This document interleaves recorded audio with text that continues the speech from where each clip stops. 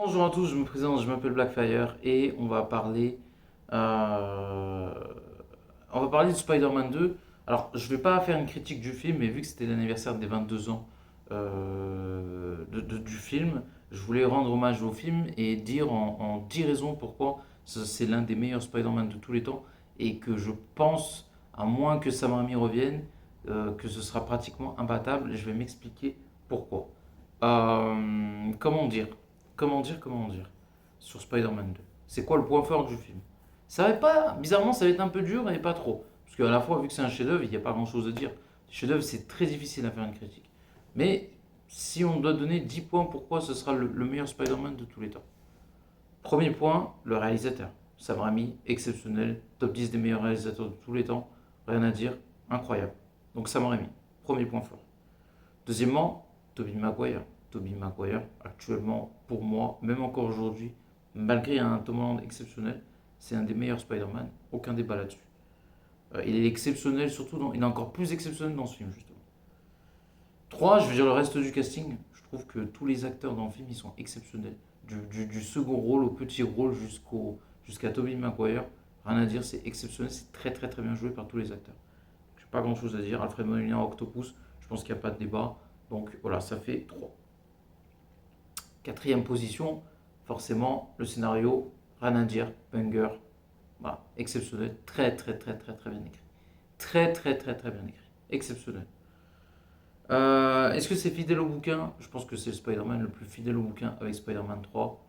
Le 1 aussi, mais ça fait partie pour moi des Spider-Man les plus fidèles avec le 3 et qui sublime en plus l'œuvre originale. Donc j'ai rien à dire. Pareil, fidélité 5. Maintenant, il va falloir trouver les autres arguments, mais ça va pas être très compliqué parce qu'on va attaquer directement les effets spéciaux du film. Encore aujourd'hui, je trouve que c'est l'un des meilleurs films d'effets spéciaux, de films de super-héros ou même plus de manière générale. C'est ce qu'on appelle une Madeleine de Proust. Donc en termes d'effets spéciaux, il n'y a rien à dire. 6. Septième point, c'est la meilleure suite de Spider-Man ou même de manière générale de tous les temps. Je trouve que Spider-Man 2, c'est une meilleure suite par exemple que The Dark Knight. Ça peut se discuter, mais je vais vous expliquer pourquoi. Parce que je trouve que Batman Begins, c'est battable. D'accord? Batman Begins, c'est pas le meilleur Batman. En fait, pour moi, Batman Begins, c'est l'entre-deux. Pour moi, on est entre les films de Burton, mais on est au-dessus des films de Forever et de. Comment il s'appelle l'autre film? Batman et Robin. Donc, voilà. C'est pas difficile de faire mieux. Alors que faire mieux que le premier Spider-Man de Sam Raimi, c'est pas facile. C'est vraiment, vraiment pas facile. Et Sam Raimi, il y arrive. Et du coup, bah, c'est la meilleure suite d'un film ou d'un film Spider-Man. Et juste pour ça, chapeau l'artiste. Forcément, la BO du film, il n'y a rien à dire. Je pense que c'est l'une des meilleures BO de films de super-héros. Pratiquement pas de débat. L'un des meilleurs méchants de Spider-Man aussi. Je suis plus fan du bouffon vert, hein, mais Docteur Octopus dans le film, Alfred Molina, c'est lui, pas grand chose à dire.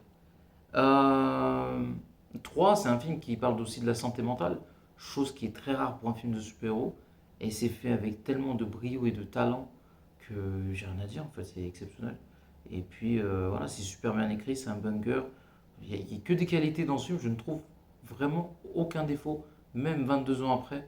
Meilleur Spider-Man de tous les temps, et je pense qu'il sera sûrement jamais battu, ou ce sera très difficile de le battre. On verra avec Brand New Day, hein, mais ça me paraît quand même difficile. Donc voilà, je voulais rendre hommage au film, donc n'oubliez pas de commenter avec la vidéo.